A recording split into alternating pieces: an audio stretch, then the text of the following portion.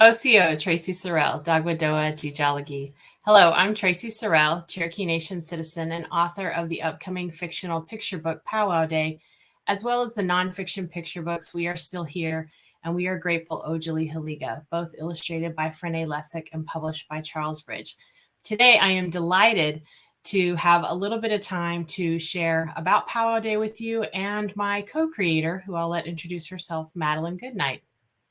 Chickma, my name is Madelyn Goodnight. I'm a Chickasaw illustrator and designer.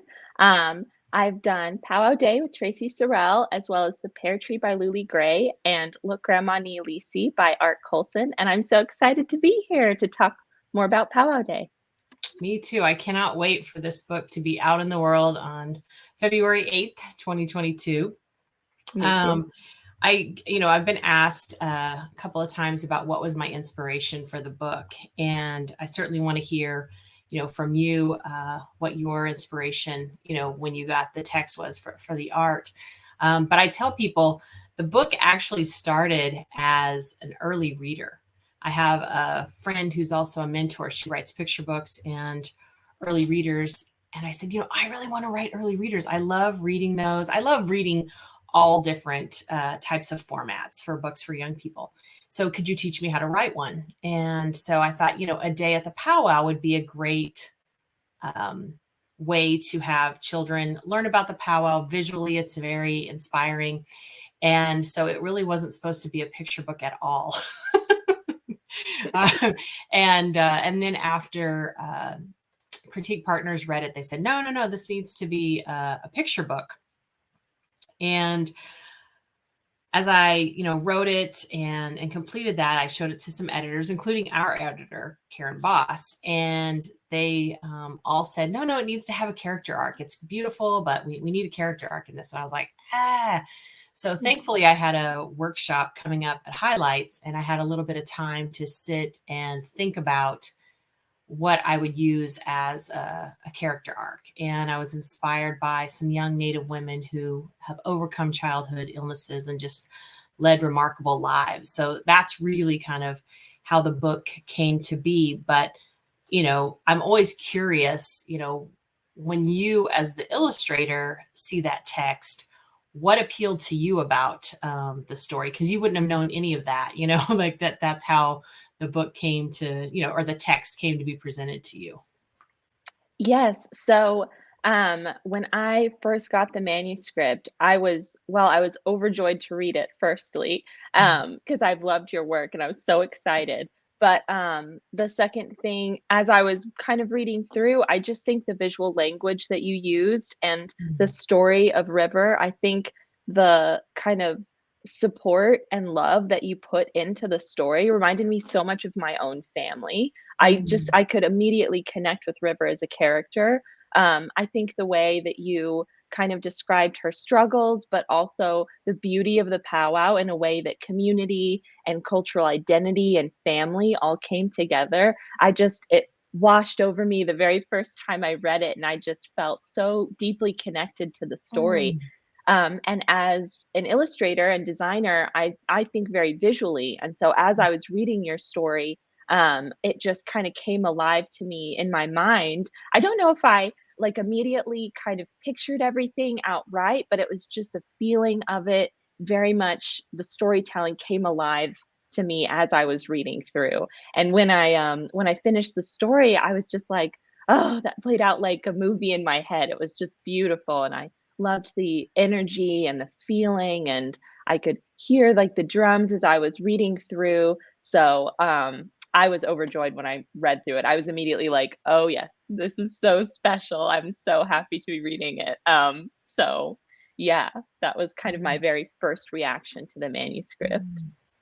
Wado, I so appreciate hearing that, Madeline, because you don't have any idea as the writer, like how this is going to connect, and if someone will, see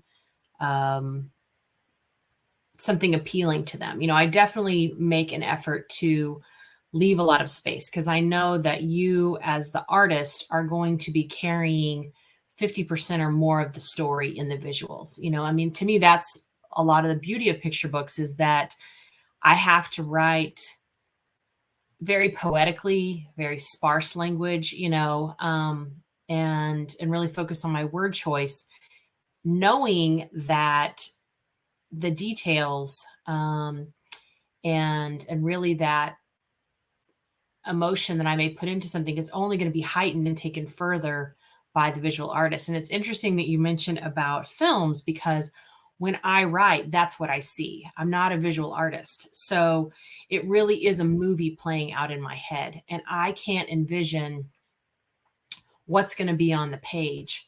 So as I looked at your sketches later, when they sent those to me, I was just blown away by the detail. And then, of course, later the color comes in, and it is so overwhelming to like all of my senses. I mean, like I can smell, I can taste, I can all of these senses, and that's exactly what you want, you know, a reader to experience in a picture book, is to have this sometimes almost sensory overload, right? Where they just want to take the book in again and again. And I could not stop looking at the proofs when they came in. And so I had laid them out all over the bed, and different family members came in, and they were just oohing and awing. And so I think about like the entire book jacket.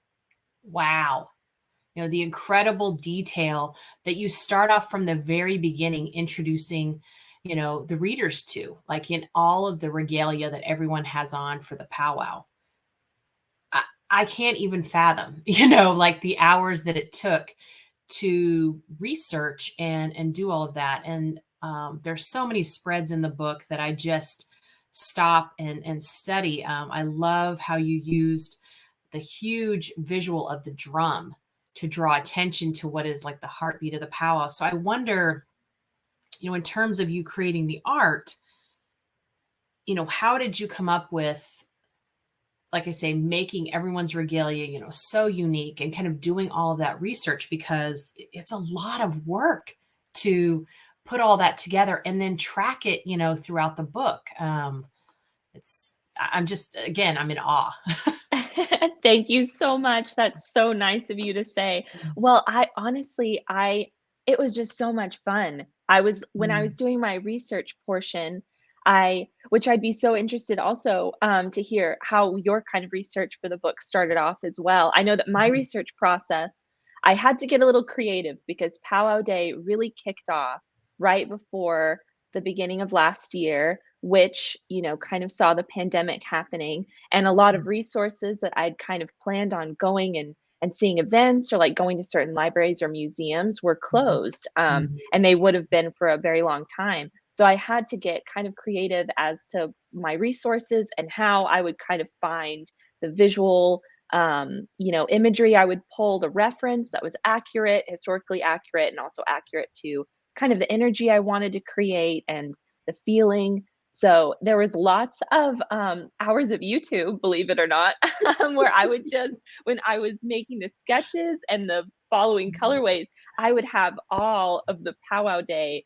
like YouTube videos up, and I would just have them playing in the background.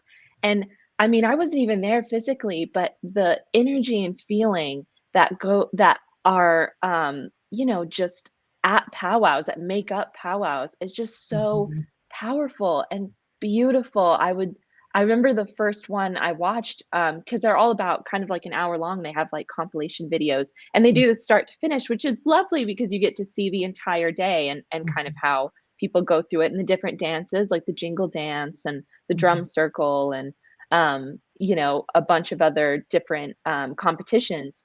And the traditional dress was out of this world. Oh my goodness. It was a feast for the eyes. It was, I think, harder for me to pare it down to what I put in the book as opposed to all of the gorgeous traditional dress that I saw in all of the research that I did. I mean, mhm, it didn't even feel like work. It just felt like fun. I remember I was mhm, researching images and I would pull some of my favorite, dresses that I'd seen or patterns or beadwork, the beadwork was just incredible, insane, and incredible. And I definitely tried to play an homage to all of that in my art. And I'm just so glad it resonates because I think my main goal when I was going through was just to convey all of the kind of amazement and wonder that I felt when I was watching all this stuff. You were saying like a sensory overload with the images, and that just makes me so happy because truly, when I was kind of researching powwows, it was a sensory overload for me to watch them. I cannot wait to go to my first one in person. Hopefully that gets to be soon. But hopefully within the next year, you know, events can start opening back up. But it was just beautiful, the sights and the sounds and the colors. And I think just like the feeling of the people and the sense of community and kind of harmony that was happening with music and food and everybody coming together. It was just beautiful. It was beautiful. And that's really, your manuscript really was enabled me to highlight a lot of the magic of that all types of storytelling kind of come together with at powwows. So it was so wonderful to illustrate. I had the best time. All those little details are my favorite. By the end, I was like, oh, yes, I was getting really into it. It is definitely a visual feast for the eyes. I mean, similarly for me, you know, we both are from tribes that historically are in the southeastern United States. Stomp dancing is, you know, our people's dances, not powwows from the Plains tribes. And so I didn't go to my first powwow until I was in college. It's not something that we, you know, even though I grew up near Osage and Ponca folks, you know, we just didn't go to their powwows. And of course, now my tribe, Cherokee Nation, has a powwow that we host during our national holiday over Labor Day weekend as a way of being hospitable to tribes around us, to invite them, you know, to come in and celebrate that we're celebrating the signing of our Constitution in 1839 after the forced removal and having to reform the Cherokee Nation in Indian Territory. But it's not, you know, it's not part of our tradition. And so I'm always very conscientious about making sure that I, you know, not only get the facts right and represent things well, but also, you know, help other people learn, because this book is for, you know, all ages. I think picture books are for every age, but you know, it's designed for that traditional age of 4 to 7 years old. And so many of kids reading this will be from powwow tribes, and they'll have things will be very familiar to them. And then other kids won't be from powwow tribes like our tribes, you know, and may not have that understanding. And then there'll be many kids who aren't native at all and, you know, haven't been to a powwow. So I wanted, you know, in the back matter to share kind of who are the people, you know, what are the dances, you know, what's the terminology, right? The vocabulary that you're going to hear and need to know, et cetera. And then, you know, have that not gum up the text, right? Keep the text and the story flowing, but provide that in the back matter. And that's one of the things too that I love about picture books is that you can have this beautiful story, but then at the end, you can also give young readers more vocabulary, more information that helps them to process something they know in a way that they may not, like I say, use that vocabulary until they're older and understand more of what they're seeing and experiencing. You know, a lot of times as a kid, you just experience these things and you don't really know the words for it. And so, you know, I've been to a lot of powwows now as an adult, and my mom made my shawl when I was in undergraduate. And I just love the energy there. And when I look at your art and the detail, I mean, it takes me to that place, you know, where I have been, where there is such wonderful energy, so much love and laughter and community of people gathering to dance, to celebrate, to visit, to enjoy wonderful food, you know, and I hope that, you know, when people read the book, that they are looking forward to powwow season as much as I am because I really have missed, being able to just go and, like I say, enjoy, the dances and community that our Plains, brothers and tribes from Plains area have brought to us through that. And of course, now people from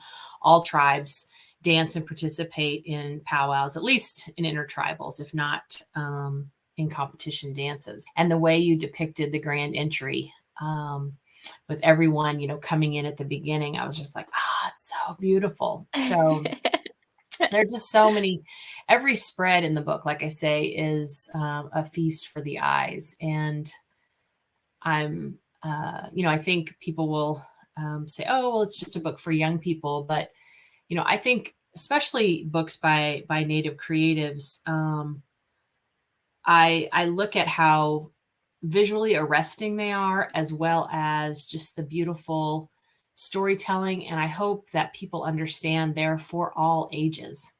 You really can't go wrong in taking time to sit and just enjoy them. And I feel like with this book,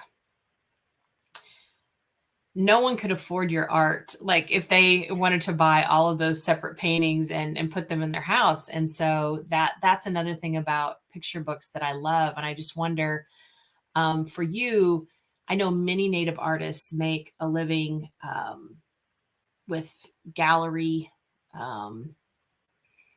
paintings, doing Indian art shows and different things. And so I wonder if you thought about that, or if you think about doing that as well, or if, like illustration is kind of where your heart and your love is, because I would love to, just hear more about kind of your process in coming to be an illustrator for children's books. Yeah. So, well, thank you so much for all of your wonderful, wonderful praise. I have such a soft spot for Powwow Day in my heart. I think it's very close to home, and it's a sentimental connection because you actually knew my grandmother, Mhm. Dean McManus, who was a legislator for the Chickasaw Nation, and I just think it was serendipitous that we got to work together on this project. It felt Mhm. very I felt very connected to it. And a lot of what the art ended up reflecting was a lot of my own childhood. I Mhm. did a ton of art programs with the Chickasaw Nation when I was young, and they were wonderful. They just had us do a bunch of different, like, tactile types of art. So Mhm. we would make, like, masks out of gourds, we would do woodwork, like Mhm. wood burning, um, and collage, and as a young kid, being able to do all those different types of things, it just helped me connect so much more with why I loved art and also my own cultural heritage at the same time, and it just kind of all flowed into this love of storytelling. Mhm. So I think it was really a natural progression for me in my life and my career to then go on to do children's books because I've just had this deep connection with storytelling in general ever since I was small. I Mhm. have wonderful memories of going to my grandmother's house, and they would all of my aunts would sit around this large kitchen table and just tell stories for hours and hours. And as I grew older, I was just so enchanted because a lot of families, like to share memories, but it felt like a magical time. It felt like a quiet Mhm. moment where you were really reflecting and you were there with those who were present and you were remembering those who had passed on, and it just Mhm. felt like a generational, special, Mhm. um, cultural moment in my family and for me. And so when I went on to children's books, I've always tried to kind of reference that special feeling. And with Powwow Day, I feel there was a definite shift in my art because of that personal connection. I started kind of going back to some of those roots that I'd kind of lost when I was in going to school and kind of some projects that I'd gotten out of because you can kind of, when you're trying a bunch of different things, you can get kind of locked in, forget some of that original mess that you made as a kid. But with Powwow Day, it was so easy to kind of slip into like this mindset of, I remember doing that when I was young, and that was like what I did at art camp, and I should put that in there. And I would be watching, I'd be doing research and I'd see symbols and shapes and patterns that just kind of also had been melded into my brain from past memories. And Mhm. it just felt so easy to add those in. And so I feel children's books for me, if it can kind of do the same for other people, where they can pick and choose things that remind them of their own childhood, or doesn't necessarily have to be visual, but can be smaller, moments or feelings that they get as they're reading through Mhm. or looking through. That's just so special to me. I love sharing that with other people. I love hearing about other people's memories. And I think that Power Day is just a beautiful example of that. So I was so, so happy to work on it, and I'm so proud of it. And as far as fine art, I definitely felt an influence in my kind of more fine art projects. I feel Mhm. ever since I finished Powwow Day, I've been doing lots more kind of exploration with Mhm. my art and my art styles and colors. And I think it was directly influenced by Mhm. everything I researched and kind of rediscovered as I was going through the book. Mhm. Um, and I would love to do more fine art. Right now, I am kind of focused on children's books, and that Yeah. storytelling magic still has a pretty good grip on me Mhm. right now. But as far as kind of supplementing that creatively and spiritually, I definitely would love to Mhm. do more fine art. Um, and I would love to hear more kind of about your thought process with your childhood and River, because I Mhm. think that River is such a universal character. Mhm. I immediately kind of identified with her, and I think you did a wonderful job of making a book that all ages could read and that Mhm. everybody at different points could pull something from. And I Mhm. think it's such a special book to come out right around, the time it's coming out, right after kind of as a country, we've gone through something so large and we've all had to kind of get support from each other and Mhm. strangers, but also pull on the support from communities that we've, you know, before kind of knew were there, but maybe didn't lean on as much. And I Mhm. think it's such an important book to be coming out. I'd love to hear your thoughts on how kind of that's also maybe serendipitous that Mhm. that all happened. Yeah. Well, that's where I say that there are always larger forces at work, and whether that's our ancestors or Unela Na'i creator, like how all that's happening, because when I start writing, right, that's as I said, this started as an early reader, and the book's evolution, which always happens, right? At least on the writing side for me, is that an editor will be like, okay, we need you to tap into like emotion and vulnerability and these Mhm. things. And I'm like, oh, okay, and so for me, it really was, again, pulling from that childhood and thinking about, like I said, the book is dedicated to these Native women, who are younger than me. So I'll call them Native young women, but they're they're both adults, who overcame childhood illnesses, and they have gone on to do remarkable things, for their families and for their communities. And at first I was thinking about the role being, a newer mother myself when I first wrote this book, a few years ago now, and how difficult it must be to have a child that is experiencing, this illness, and not really being able to provide anything but some comfort, right? Because you can't take Mhm. away that this has happened. And then I kind of had to go to that deeper level of, my own childhood, like you say, and looking at the times where I'm so looking forward to something, and I mean, Mhm. I've been so excited to participate in something, that my family's going to do, that the community will be involved in. And then, and it happened on several different occasions where that was not meant to be. Mhm. And having to allow myself to be experience that disappointment, which is very hard when you have been looking forward to that, but then also to be comforted and allow others to take care of you. I'm a very Mhm. from childhood I was one of those very independent children. And So to not be able to go and, be out there as River is, in the story, like she wants to be with her sister and her cousins and her friends. And so I think it is a very universal theme. And it also Mhm. shows us that from that very early age, we are learning that we are all interdependent on each other, Mhm. and so there are times when some are strong and some are weaker. And so we have to be, understanding and conscious and aware of what our role is at any given moment. And are we the person providing support? Are we the person in need and accepting of support? And I feel like that is one of the key messages in a setting that is very supportive, like the powwow, Mhm. where you do have one's family, one's friends, one's community. And my hope would be that, all children feel that in their lives. I know that's not the case. Not all children feel supported when those times of vulnerability, and certainly illness is one of those things comes up.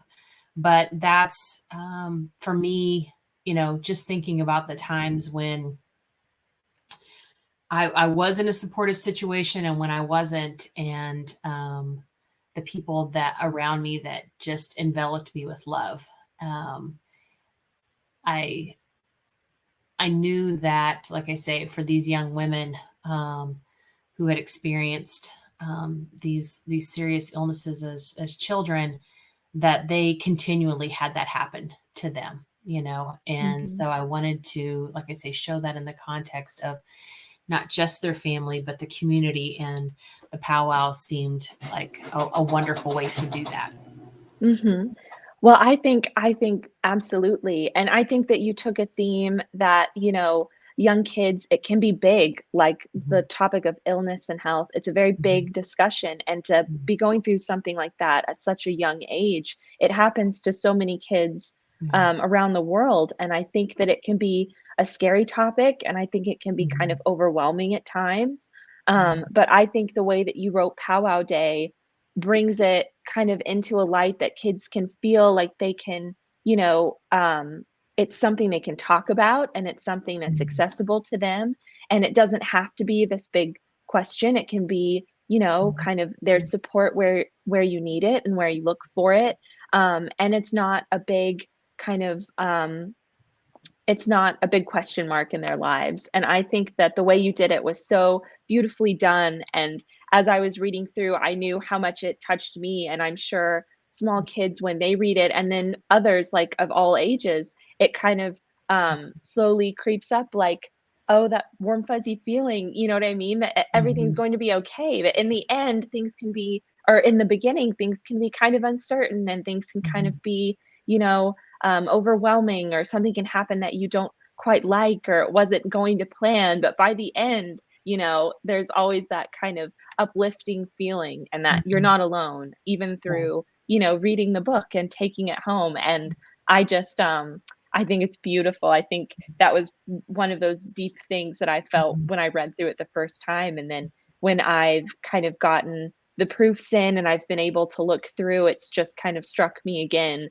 and I think it was definitely on my mind as I was creating the images, mhm, how subtle but how powerful the message was, and how mhm, important it was to kind of convey that to young kids that read it. So I just think you did that beautifully. I think mhm, it absolutely shines through. And I think a lot of kids will be able to read it and have fun and get into the feeling and the rhythm, mhm, because I definitely think there's a musicality to your writing and a rhythm that I felt as I was reading through. I mean, I can like hear the drums going and or pounding and everything else that's happening in the story. And I just think your language and the use of writing techniques that you use just really bring that through to make it meaningful and impactful, but also fun and lively and energetic. mhm, So I commend you. I think your writing was mhm. beautiful, perfect. Oh, well, no, I appreciate that. I too, invite people looking at the book to really study the expressions, like that you put on Rivers and everyone's faces, because that there is so much in just these very small strokes, in your artwork. And I was reading through it. I was like, oh man, like that was just perfect on that page, the way she illustrated. And again, because I see a movie in my mind and I don't see, the visual, I don't know how that's going to look. And so when I saw the sketches and then I saw the color, I mean, I just cried, and I was not anticipating that, because I saw all this emotion, from the joy to, her concern, and I was like, oh, you did so fantastic, such a fantastic job with that.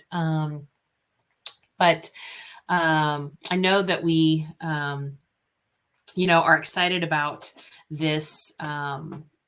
This book coming out, and I look forward to being able to hopefully do some joint events together. But I would love to know, what do you have coming out after this? Because I know, like you said, you're enjoying the storytelling of working in the children's book world. So tell us what else you have coming out and where folks can follow you, or your website, etc.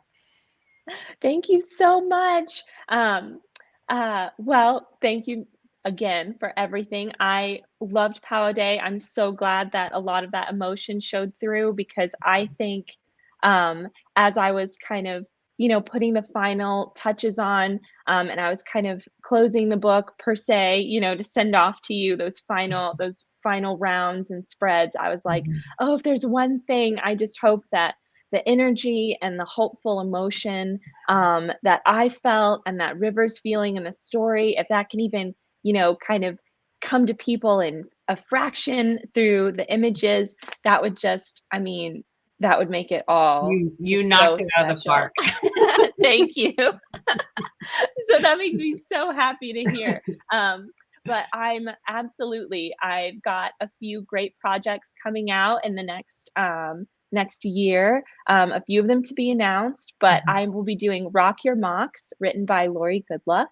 And and that will be coming out um in it will actually be 2023, but it'll be right before Rock Your Mocks Day. So it'll be just Yes. in time for everybody to put on their moccasins and go to school and show it off. So I'll be wearing Fantastic. mine. So yeah, that'll be something to look out for. People can always catch up with me on social media on Instagram and Twitter, with Madelyn Goodnight as my handle name, and then at madelyngoodnight.com. I keep that pretty updated on all my kind of personal side projects and all my new stuff. And it also, if anyone wants to say hello or give a shout out, they can reach me there, which would be amazing. And I'd love to hear about some projects that you're having, Traci, because I dearly, dearly hope that A, we do a bunch of events together, but B, that we get to work together again on another book, because this has been a dream come true. I've just loved working with you. The entire team at Charles Bridge have been amazing. It's been a dream come true. So it's been wonderful. Yes, second that. I absolutely want us to do other books together in the future. Like I say, I love your art and your energy and just who you are, and that some of that does come from Grandma Dean. I love that dearly. Good, we come from good people, and so I'm looking forward to the future, and what we can do together. But certainly, celebrating and launching this book into the world is something that is has me very excited about 2022. And I will be finishing up a chapter book right now for the She Persisted series, on Wilma Mankiller, the former chief of the Cherokee Nation, our first female chief. And so that's been a lot of fun to work on that early chapter book, because she's such a role model of mine. And then I have another fiction picture book coming out next year with Michaela Goad, through Cocula, called Being Home. And so I'm excited. I've seen some preliminary sketches, so I'm excited to see what that looks like. So, I feel like I hit the lottery every time with such gifted, wonderful Native artists who create beautiful, beautiful work. And like I say, Powwow Day, I think is just gonna, with the reaction to your cover, that we saw on social media. I know that people are gonna enjoy the internal spreads even more because there's just so much beautiful art there. But you can find me at Traci Sorell on Twitter and Instagram, and then tracisorell.com. And like you, I keep that updated with books that are coming out and public events, etc. So certainly we want you to pre-order a copy of Powwow Day. We look forward to doing more events together in early 2022. And I just want to say wado to everyone at Charles Bridge for all their support. I too love working with them. They're a great group of folks. And with that, I will say we don't say goodbye. In Cherokee, we say "Doda da go ha'i," which is until we see each other again. So "Doda da go ha'i." And just wado, thank you all for joining us today. And Madelyn, thank you again for being a wonderful partner in creating and bringing this book to readers everywhere. Thank you so much, Traci. It's been wonderful speaking to you. I was so excited and happy to talk with you more about powwow today, and I'm so proud and I'm just so humbled to be working with so many wonderful people, and I can't wait for it to come out, and I'm so, so excited. So thank you for having me, and thanks for speaking with me, and I had a great time. Wado.